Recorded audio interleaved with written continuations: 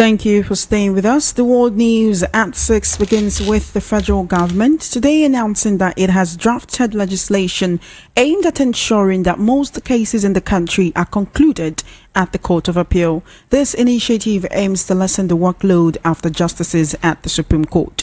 Addressing journalists in Abuja, the Attorney General of the Federation and Minister of Justice, Lateef Fagbemi, said there are draft legislations to address this and many challenges confronting the judiciary. Other issues highlighted by the AGF are the judicial appointment process, funding and the budgeting for the judiciary, and reducing time spent on the determination of cases, amongst others. He noted that the adoption of the legislation would form the fulcrum of the National Summit on Justice, being organized in collaboration with the Nigerian Bar Association and the National Judicial Council, an event slated for April 24 and 25. Meanwhile, former Rivers State Governor Peter Odili has endorsed Governor Sim Fubara as the political leader of the state, praising him for defending the interests of the people. Odili, who served between 1999 and 2007, stated that the Governor Fubara, having secured his electoral victory both through the ballot and the courts, is now the political leader of the oil-rich South state. Odili spoke today at the commissioning of a primary health care center donated by his foundation in Ndoni, his hometown. He emphasized the strategic importance of Rivers State, warning that if the state sneezes, the entire nation catches cold. He urged Governor Fubara to act with this awareness in all his decisions. Assessing the governor's performance, Odili commended him for making significant strides in critical sectors within his first year in office, particularly focusing on the well-being of the people. He noted that Fubara's administration is in alignment with President Bola Tinubu's agenda, especially in the health sector, following the recent launch of the Primary Health Care Fellow Scheme by the federal government. He therefore encouraged Sim Fubara to maintain this alignment with the president and his policies to attract federal government attention and support to the state. Former Chief of Staff of the Rivers State Government House, Chukwuemeka Woke, has lambasted critics of his former boss and Minister of the Federal Capital Territory, Nyesom Wike, saying their plot to pitch him against the President Bola Tinubu is dead on arrival. Woke observed that the critics abandoned the salient issues raised by Wike during his recent media chat to embark on what he called fruitless blackmail aimed at causing disagreement between him and the president. He also noted that it became obvious to the detractors that their diversionary tactics and their efforts to diminish the image of the minister had yielded no fruit. Woke, who spoke at a critical stakeholders meeting of Emohua local government area held at the council secretariat on Wednesday evening, said the Wike's detractors are making desperate efforts to pass through the back door to gain favor with the president. They never gave a chance at the last election, but he said their plot failed because the president knew their motives and antics and understood them as fair-weather politicians. In a recent development, the Lagos State government today restated its decision to demolish buildings that failed its integrity test. You will recall that no fewer than 14 buildings were gutted by fire in Dosumu Market on Tuesday, resulting in the loss of goods worth millions of naira. During his visit to the scene of the incident, the Lagos State Governor Babajide Sanwo-Olu said the incident was a result of gross carelessness and could have been prevented. He added that the Dosumu Market would be closed indefinitely and that the government would assist those affected by the fire to get back on their feet. He reiterated that the government will bring down any property that does not conform to the rules and regulations of construction. A former Minister of Science and Technology and that the administration of former President Muhammadu Buhari, Ogbonnaya Ono, has been reported dead. VOP News gathered that Ono, who is the first civilian governor of Abia State, passed on this morning in an Abuja hospital after a brief illness. The first-class engineering graduate was elected governor of the old Abia State in 1992, whose tenure was cut short by the military in 1994. He became national chairman after the formed All Nigerian People's Party, which later collapsed into APC, a party birthed in 2013 by measure after then major opposition political parties. Well, now joining me to discuss this and other issues on the world news at 6 this evening, I have with me an acclaimed author, development economist, as well as a political, social and national affairs analyst. He's Mr. Peter Anosike. Welcome to the world news at 6, Mr. Anosike. It's a pleasure to have you here. Thank you for having me. Thank you so much for coming. So let's begin with the very first issue, the very first headline we have in the news this evening. The federal government is pushing for more cases to end at the appeal court. Now, they're saying this is because this is to reduce the burden on the Supreme Court judges.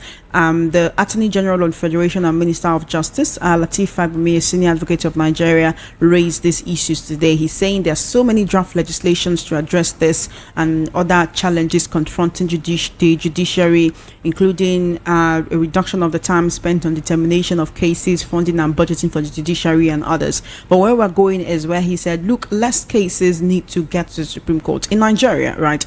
Apart from states, legislative and National Assembly election petitions, which are to terminate at the appellate court, right? Almost all other matters such as burglary, theft, and others can be finalized at the Supreme Court. Do you think that the Attorney General of the Federation has a point in this, in trying to make sure that the fewer cases get to the Supreme Court, the better, in order to lessen the burden on the judges of this court? Well, for me, the right course to push is the independence of the judiciary.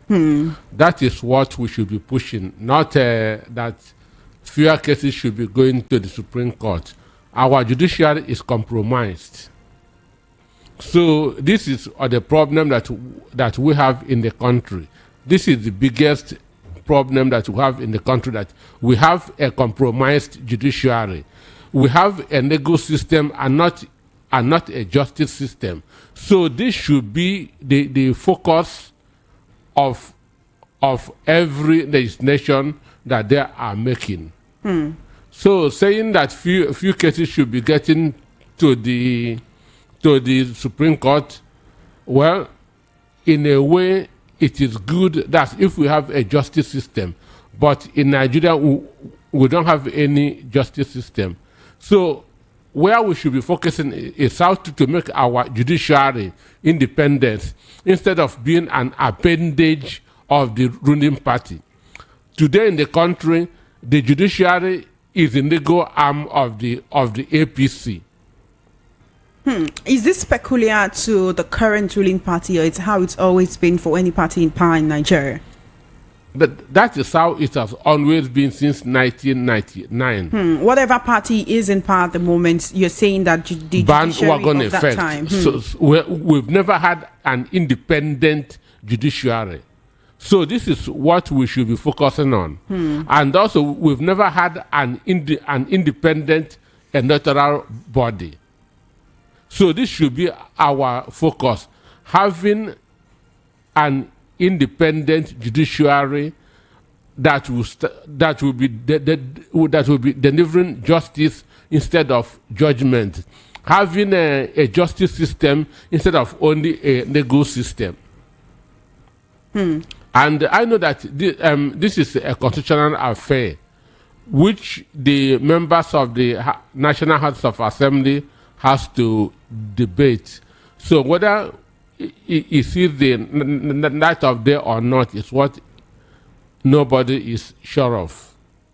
And mind you, if the governorship cases stop at the appellate court, the governor of Plateau State wouldn't have been there now. It would have been a APC. Say that. Come again. I say, assuming that the governorship cases stops at the appeal court, the governor of Plateau State, the current PDP governor of Plateau State, wouldn't have been there. The same Plateau where they had the issue with the 16 PDP House of Assembly, sure. So why the state has a PDP governor today is because the governorship cases goes beyond appeal court. Do you think National Assembly cases should also get to the Supreme Court? I feel National Assembly cases should also get to the Supreme Court. But not cases like theft, burglary, defamation, and all of that. Those ones are not even supposed to go beyond the appeal court. So that is when the Attorney General of the Federation is saying we want to push for fewer cases to get to the Supreme Court. He has a point, but you think he should focus more on reformation and independence of the judiciary. Independent judiciary. What does a thoroughly independent judiciary entail? And how can the Nigerian judiciary achieve that? The symbol of justice is a blind man with understand. That's the law is no respecter of anybody. It doesn't care whether you are from the ruling party or from the opposition party. It doesn't care whether you are a big man or a small man. So justice system is passed based on the evidence before the court. But in Nigeria, we have seen judgments written even before that's written for the justices. Understand me? Written by whom? Written for the justices. That's the judgment they will give written before they get to court. Written and given to them to read. And when they are reading it, you will see that it is not them that wrote this. How can you tell? If you write something, you can even read it offhand. But when you begin to peep on what you've read, no, something is wrong. And we have seen it in many cases in this country, especially tribunal election cases. But then when you have fewer cases getting to the Supreme Court, is that not part of judicial reforms? Then if fewer cases are getting there, then their standards should also be cut down. So because they are doing less work. They are doing less work. But you also agreed, right, that there are certain cases that should get there, certain cases that should not get there. Murder cases should get to the Supreme Court. Understand me? But not burglary, theft, not and others. Burglary, theft, and so on. What about cases of defamation, assault, libel, and slander? Those are no cases. Those are no cases. So that one can end at the appeal court. It should end at the appeal court. And all these are part of judicial reforms. I don't believe in any reform that will be carried out by this APC government, because they don't have the interests of the Nigerian masses at heart. So even in saying, okay, fewer cases for the Supreme Court, you don't feel that is actually trying to make sure that the judges are able to focus on the weighty cases that comes to their desk? What makes cases weighty? Understand? Cases are between the accused. The cases are always a three-party thing. Judges, all they do is to evaluate and give judgment to cases.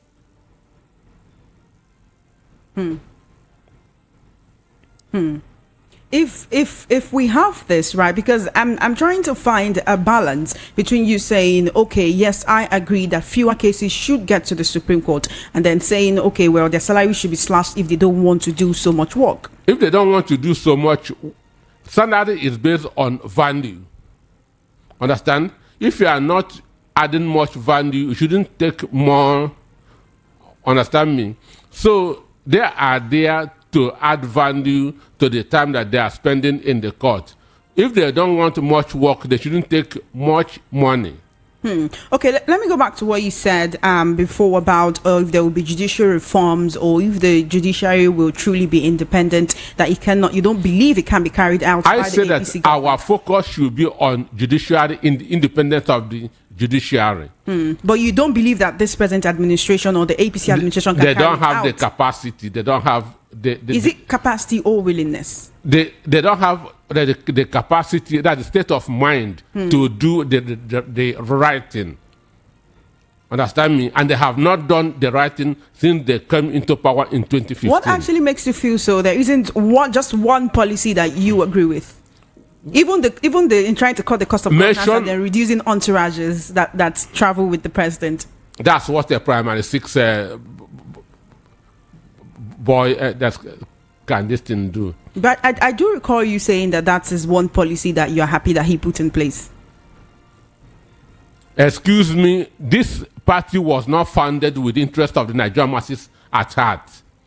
Understand me? So what we are just having is a jamboree, and we have been having this jamboree for the past 9 years. For the past 9 years, Nigerians have been having the jamboree of the APC, is what you say. Okay, if this present administration cannot carry out or cannot entrench or foster the independence of the judiciary, how long would Nigerians have to wait for the Nigerian judiciary to be truly independent? We have to wait for people that has genuine interest in the progress of this country. So we are more or less waiting for. We are waiting. We are in the wilderness, waiting for the Messiah to come and take us to the promised land. APC has no capacity to take us anywhere. Okay, let's move on to all of the issues happening in River State, which fortunately seem to have been fizzling out recently. We can say that happened after Governor Fubara started voicing out and threatening to expose people if they push him too hard. A former governor of the state is saying Fubara has cemented his place as the political leader of River State. It is no longer Wike, it's now Fubara who is in charge, and he's showing himself to really be in charge. Would you agree that that's the case? Also in River State, we have a former chief of staff to Wike saying, there was a plot to pit Wike against President Tinubu, but it failed when the president saw that people who were planning this, they had really terrible motives, and the president saw their antics. He understood that they were fair weather politicians, and that's why he never listened to them. When will all of this issue with River State stop actually making the news? Talking of not listening to them, I know that a time will come when Tinubu will open his eyes, and he will put Wike to where he belongs, which is the dustbin. Wow. I was going to ask you, where do you think he belongs? But why? I mean, the dustbin. Wike belongs to the dustbin, and time will come, he will go there. That time will come, and he will go to the where? Dustbin of what? Is it like political irrelevance? Dustbin of history. That time will come, but Tinubu's eyes will open, and he will see that this man is doing more harm to his administration than good. Is that by his utterances or by his actions? Utterances, by his actions? That's everything around him. He's not a civilized person and shouldn't be in a civilized society. Would you say it's because some people see it as, or say he makes controversial statements? Making controversial statements. That is who he is. That is who he is. He doesn't behave like a cultured person. And you believe he's doing more harm than good? He is doing far more bad than good to Tinubu's administration. An instance, when he demolished the Okachukwu's estate in Abuja, it was reported that Wike said, "Why should they give an Igbo man all this space?" Till today, he has not denied that statement. Imagine, in a country where all of us are equal partners, he's saying, why should they give an Igbo man all this space? And he said that a lawyer is saying that this court judgment can be procured anywhere. That court judgment can be bought from anywhere. And this is a man whose wife is a judge in River State, and he's a lawyer. So he is now telling us that all the judgments he has been getting, he has been buying them. So this brings that to mind. That is what you interpret that his statement. This brings to mind the mental state of the person making that utterances. That this court documents can be bought from anywhere. So we can say he needs to be more careful with his utterances. That is who he is. It's not about being careful. It's about the state of mind of when he says that. That is who he is. That is who he is. All right. So Wike is doing more harm than good to the present administration. So then, when his former chief of staff is speaking, you feel that's because they're in good terms, and that's why he's saying there was a plot to pit Wike against the president. He's defending his bread. He cannot say otherwise. He's defending his meal ticket. But every sane mind knows that Wike is doing more harm than good to Tinubu's administration. By his utterances, actions, and otherwise. Okay, going back to the issue of Fubara and what former Governor Odili said, that he cemented his place as the political leader of Rivers State. Is that something you would also agree with? Well, As Wike lost his stronghold in Rivers State. I'm not a Fubara man. I'm not a Fubara sympathizer, because he and Wike were involved in what happened in Port Harcourt, in Rivers. That's on February 25. They were on the same boat. So we cannot exonerate him from the rigging, from the stealing of the people's mandate in that's on February 25, 2023. So I'm not a fan of Fubra. But whether he has cemented or not is none of my business. Peter Odindi made that statement because of what Wike said, that he and Odindi are no more. That's I now have a political differences. Mind you, Wike and Amechi were Peter Odindi's boys. Odindi was Peter Odindi's PA. Amechi and Wike, but Wike is a serial betrayer. He betrayed Odindi, he betrayed Amechi, and he betrayed Atiku. And I'm sure, if not watch, he will betray Tinubu too. So, and all of this is based on precedents. Is there? You cannot change the past. Understand? That's why we say that Jesus came to forgive sins, not to wipe away history. So Wike has made that history of a betrayer. And it's there for the president to see. Are you also advising the president to be careful of Wike right now? He's an adult. And he knows what to do. That sounds to me like the unspoken end to what you wanted to say. All right, our time is fast spent and we need to go. But Mr. Peter Anosike, I need to thank you for joining me on the World News at 6 this evening. It's always a pleasure having these analysis sessions with you. Thank you so much. Yeah, thank you for having me. You're still listening to the World News at 6 right here on Voice of the People 90.3 FM. We'll take a short break and return with more stories and the foreign scene to stay with us.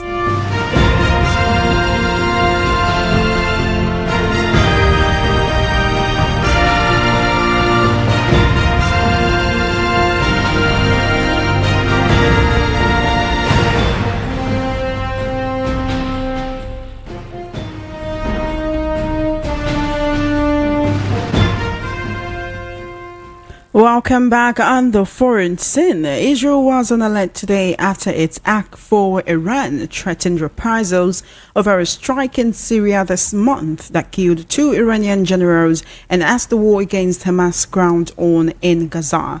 Days after Israel strengthened its air defenses and posted leave for combat units, the United States also warned of the risk of an attack by Iran or its allied groups. At the time the Middle East tensions have soared, Iran is threatening to launch a significant attack on Israel, U.S. President Joe Biden said on Wednesday, pledging ironclad support for its top regional ally despite diplomatic tensions over Israel's military conduct in Gaza. Israel was widely blamed for an April 1 attack that destroyed Iran's consulate building in Damascus and killed 7 members of the Islamic Revolutionary Guard Corps, including 2 generals. And that's it on the World News at 6. Just before we wrap up, let's take a look at the top stories again. You heard that the federal government has pushed for more cases to end at the appeal court. Odili pronounces Fubara political leader of Rivers State, Lagos to demolish buildings that fail integrity tests, and Buhari's ex-minister Ogbonnaya Ono is dead. On the foreign scene, Israel on alert after Iranian threat as Gaza war grinds on. And that is a wrap on the World News at 6. My name is Ijeoma innocent. Please follow our social media handles at VOP903 FM for coverage of your live events and brand news mentioned on our news bulletins. Do send a mail to news@voiceofthepeople.ng. Good evening and thank you for listening.